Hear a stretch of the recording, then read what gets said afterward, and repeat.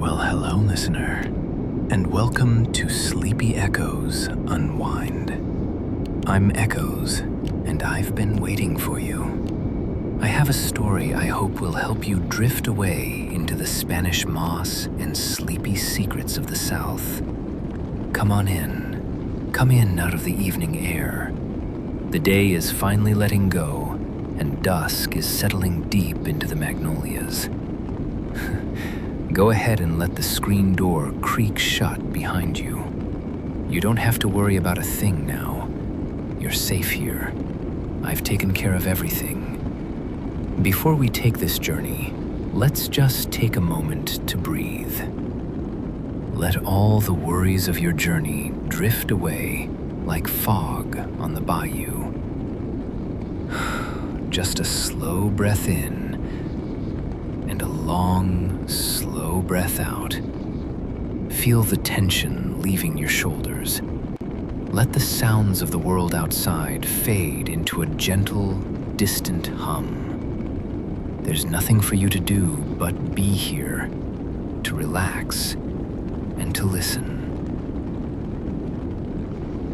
This is a mandatory safety directive from the Office of Anomalous Containment. This broadcast is being sent to all residential and commercial structures within designated metropolitan zones. Compliance isn't optional. It's a condition of continued habitation. Building safety alert. The Phantom Floor Anomaly. We have verified information about the previously uncatalogued environmental threat, designated the Phantom Floor Anomaly, or PFA. This anomaly appears within enclosed vertical transit systems, elevators, in buildings over 10 stories tall. This directive provides the initial protocols for identifying and avoiding it. Failure to follow these protocols leads to unacceptable outcomes.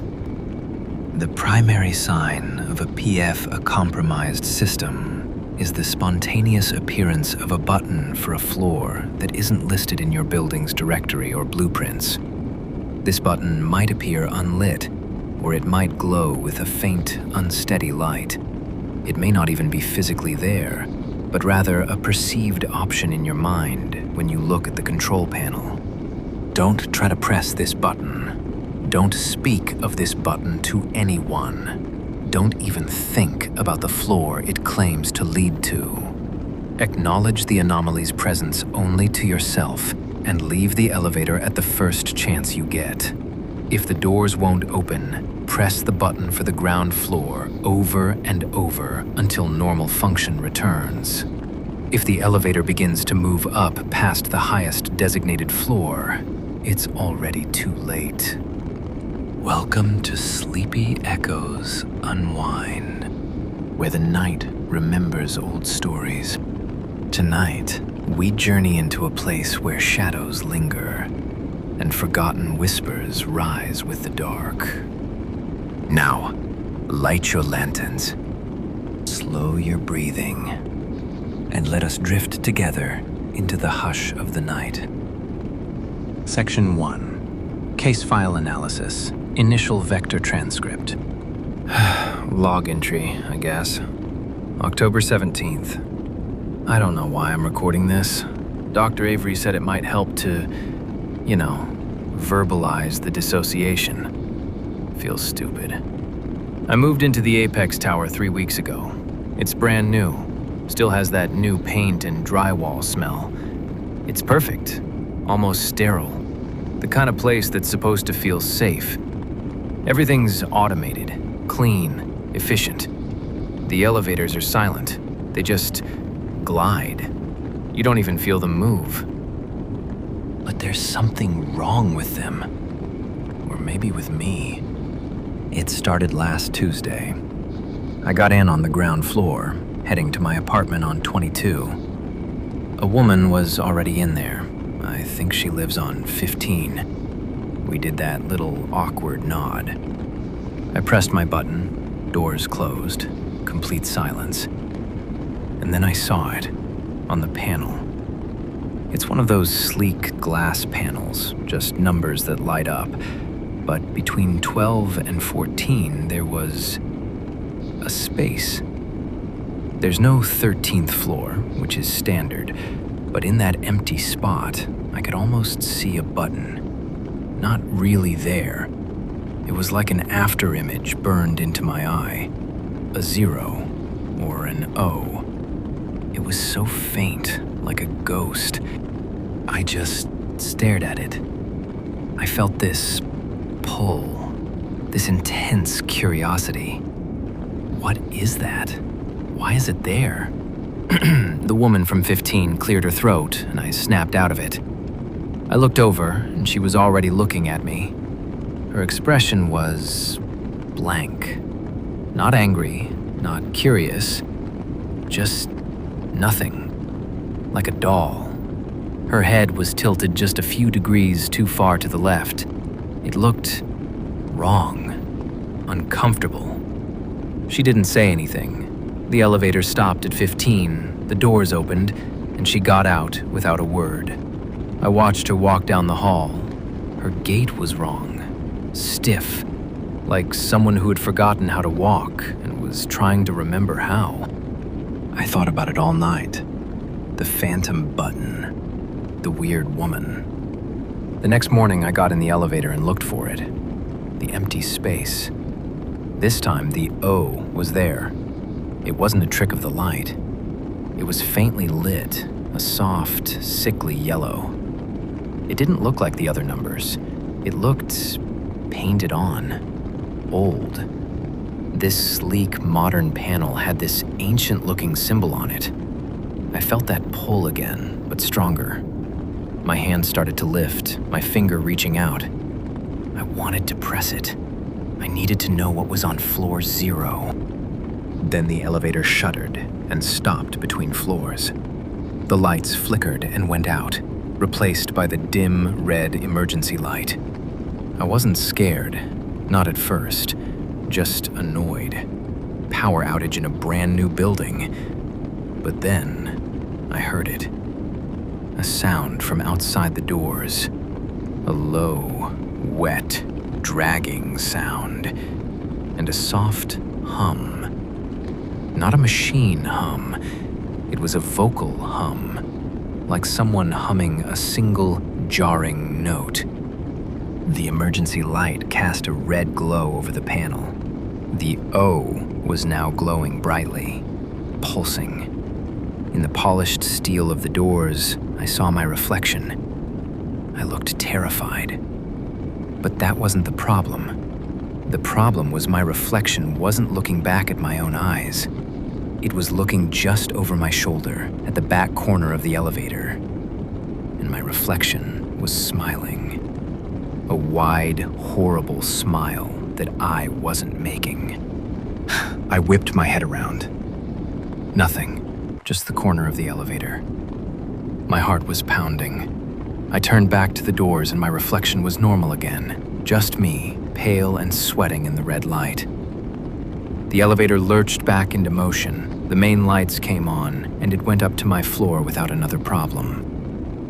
I haven't taken the elevator since. I take the stairs, 22 flights. Dr. Avery thinks I'm having a psychotic break from the stress of the move. Maybe she's right, but every night I can hear that humming from the elevator shaft. And sometimes, when I look through my peephole, I see my neighbor from 15 standing in the hallway. Just standing, motionless, for hours. Her head is still tilted, and she's always facing my door. Section 2. Phenomenon Escalation and Protocol Updates. The testimony you just heard is from the first documented case of psychological exposure to the Phantom Floor Anomaly. Subject Walsh self-terminated 3 days after making that recording. An OAC field team was sent to the Apex Tower to investigate. Their findings required an immediate escalation of containment protocols. OAC Directive 7-C. Amendment to PFA Protocols. 1.0. Phenomenon Characteristics. Updated. 1.1. Manifestation Vectors. The PFA is no longer confined to a single phantom button. The anomaly shows adaptive camouflage, It may appear as a known floor button being lit when no one has pressed it. It may appear as the elevator traveling to an unselected floor. It may appear as the doors opening between floors, revealing not a concrete shaft, but a fully formed, yet inconsistent, hallway. 1.2. Sensory lures. The anomaly's main trap is psychological. It doesn't use physical force. It creates an overwhelming sense of curiosity, familiarity, or urgency. Occupants report feeling they've forgotten something important on the Phantom Floor, or that someone they know is waiting for them there. These are false memories planted by the anomaly. You must resist them. 1.3. Auditory hallucinations. Being near a compromised transit system may cause auditory hallucinations. These often include humming, whispers, or wet, dragging sounds. A newly documented auditory lure is the sound of a loved one calling your name from the elevator shaft. Disregard it. It is not real. Your loved one is not in the shaft. 2.0. Subject transformation. Initial analysis. Individuals who enter a compromised elevator and travel to the Phantom Floor are designated as returned, if they return. Initial observation of returned subjects reveals a consistent pattern of subtle yet critical biological and behavioral changes.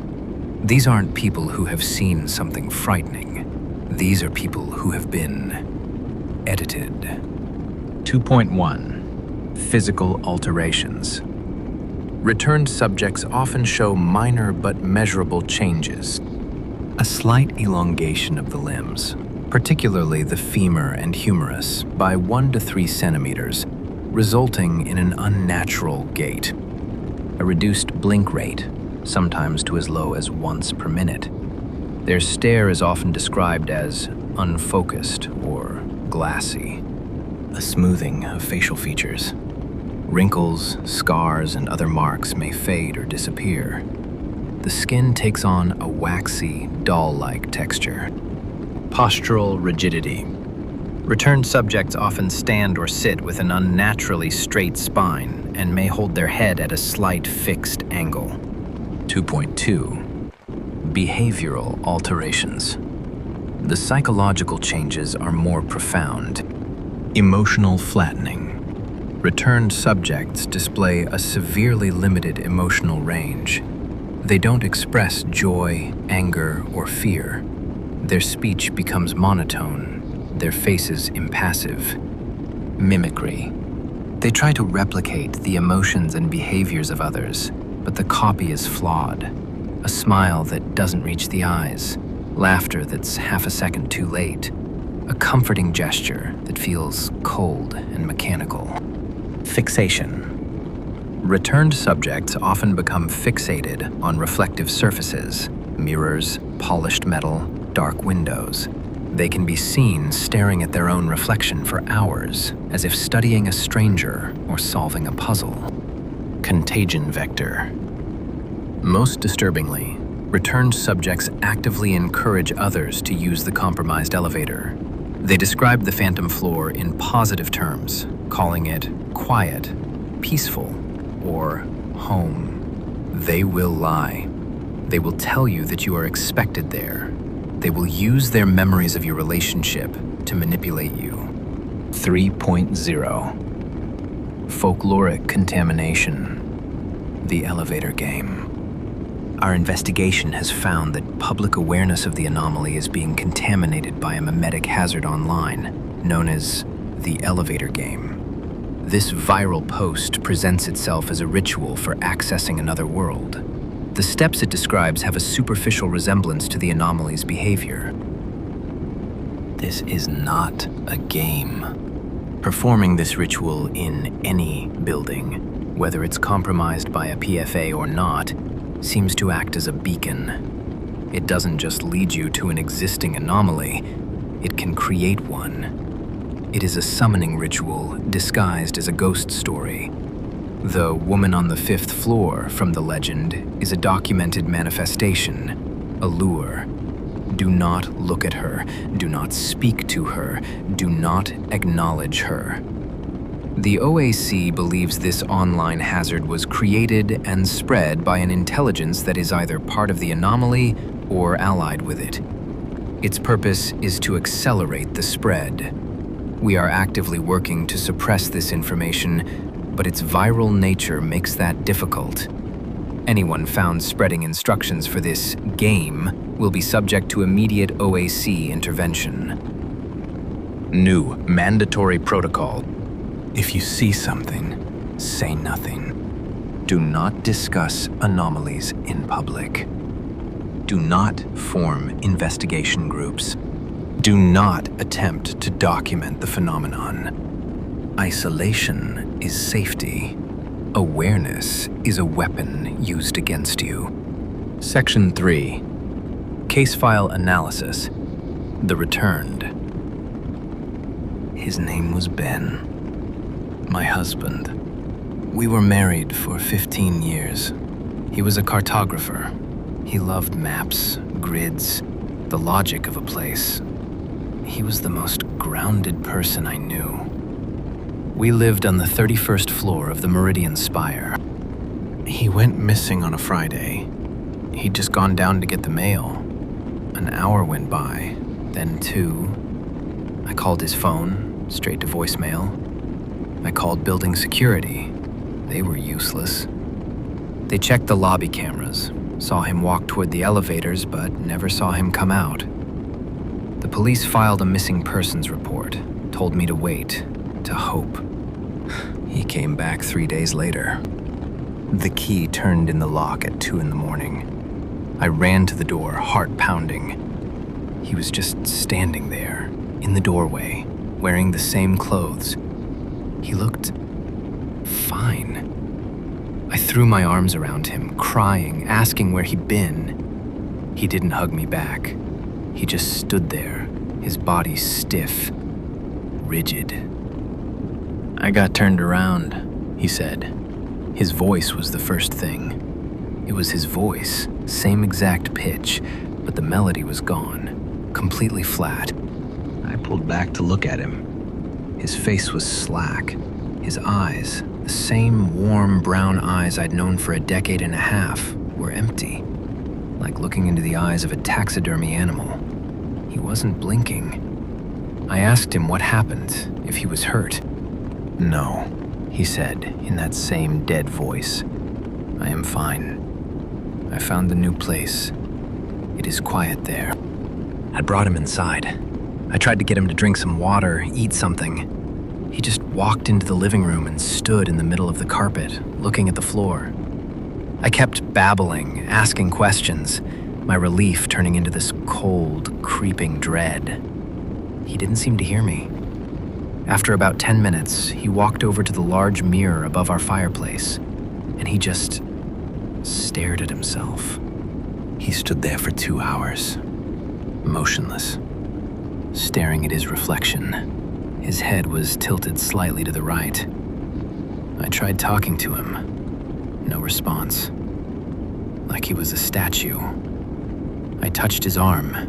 It was cold. Not corpse cold, just without warmth. Like marble. That was the first night. The next day, he started trying to be normal. He would watch me, then mimic my actions. I made coffee, and a few minutes later, he went and repeated the exact same movements, but without putting any grounds in the filter. He just poured hot water into an empty cup and brought it to his lips.